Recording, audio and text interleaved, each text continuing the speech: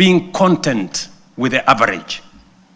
We must step beyond the comfort of the familiar and the ordinary and reach with courage, clarity, and conviction for nothing less than excellence and greatness.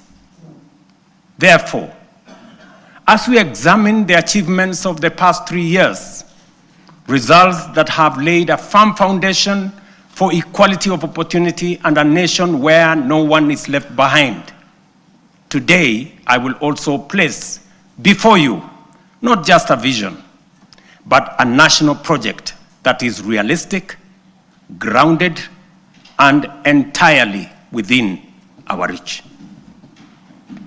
A vision not just to grow, but to transform.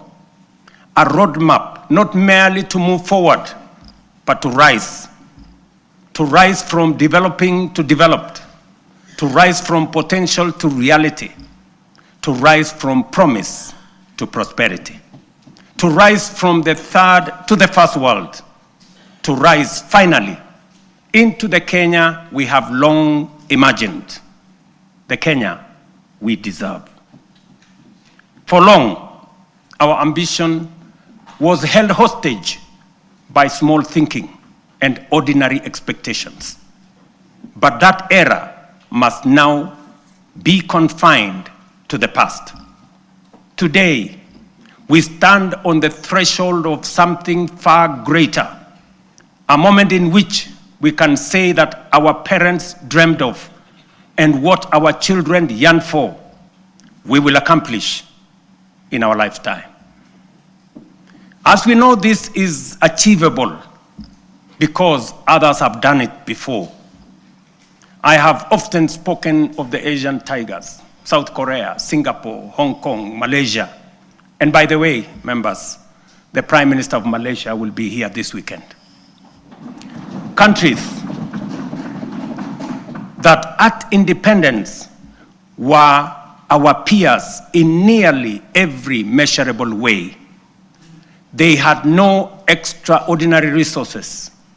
They were not superhuman. They simply had the courage to make bold, disciplined, deliberate choices. They invested in their people, demanded excellence, and refused to be trapped in the limitations of their circumstances. They refused to make peace with mediocrity. Today, they stand as first world economies.